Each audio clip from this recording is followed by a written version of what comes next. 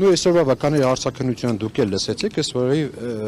փաստորեն կրկին անգամ իշքան վկա մինչ օրս հարցաքննվել է, բոլոր հարցաքննությունների մեջ մեկ շատ էական հանգամանք են պրոցեսը, որի համար պարոն Ղուկասյանի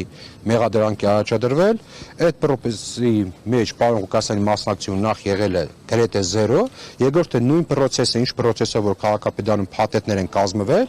ավելի խիստ ենթակա է եղել ստուգման կադաստրի կոմիտեում։ Եվ եթե խնդիր լիներ, կադաստրի կոմիտեն միանշանակ այդ խնդիրը ֆիքսելու էր։ Եվ եթե գրանցել է իրավունքը, դա բար խնդիր չի եղել։ Հիմա եթե իրավիճակը այնպեսին է եղել, որ խնդիրը եթե անգամ երևակայենք, որ եղել է, որևէ մարմնի կողմից ինքը չի գնահատվել, որովհետև օբյեկտիվորեն հնարավոր չի եղել այդ խնդիրը պարզել եւ ըստ այդմ նաեւ որոշակի գործողություններ կատարել։ Պարոն Ղուկասյանը ինչու է պարտավոր եղել հատկապես պարոն Ղուկասյանը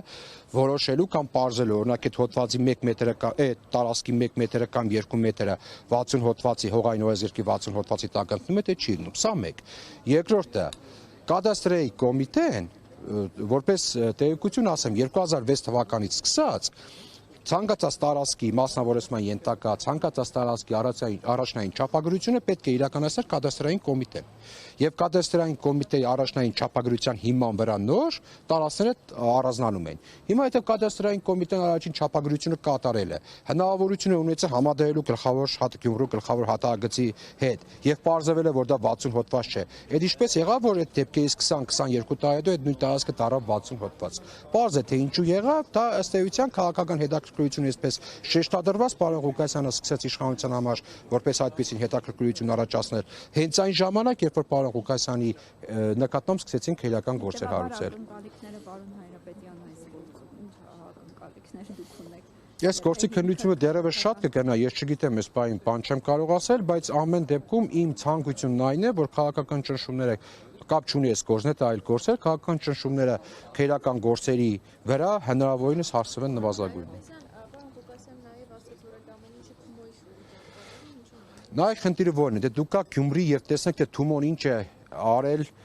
Գյումրու նախկին հին թատրոնի շենքի հետ, հասկանաք ինչ է ասում պարոն Ղուկասյանը, պետք է աշխով տեսնել։ Թատրոնի շենք կա այնտեղ, հին Գյումրու թատրոնի շենք է քանդակներով, Թումոն օրինակ դրա վրա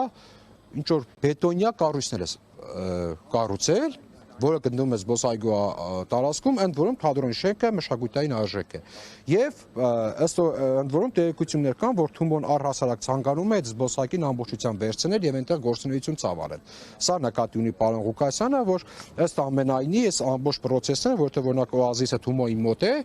տարածքային առումով, հավանաբար Թումոն նպատակ ունի ամբողջ զբոսայգին նաև այն տարածքները, որոնք զբոսայգու մեջ չեն մտնում, չեն հանդիսանում 60 հոդված, ինչպիսին օրինակ օազիսն է, նաև այդ տարածքները վերցնել եւ օգտագործել։ Եվ վերջին դուք շատ կարևոր հայտարարություն արեցիք, ինչ խոչընդոտներ։ Նայեք, օրինակի համար մենք տանում ենք այս քրեական գործով նախաքննական ինչ-որ նյութ, որ տանք պարոն Ղուկասյանին, ինքը այնտեղ վերհիշի այդ նյութը, որովհետեւ դա այս գործով նշանակություն ունի։ Այո, քրեակատարական հիմնարկում ինչ են ասում։ Ասում են կարող եք դուք իրենց փոխանցել այնպիսի նյութ միայն, որը այն վարույթով, որով ինքը կալանավորվել է, այդ վարույթի նյութ է հանդիսանում։ Այլ վարույթի նյութ կամ այլ տեսակի ցանկացած նյութ չեք կարող իրեն փոխանցել։ Եվ մտածում են, թե փախուստի պլան կարող է փոխանցենք պարոն Ղուկասյանին։ Եվ դա խոչընդոտում է կոնկրետ այս քրեական վարույթով պարոն Ղուկասյանի պաշտպանության իրավունքի իրացմանը, որովհետև ինքը իրավունք ունի իր վերաբերյալ նյութերը նաև այս վարույթով ծանոթանալու։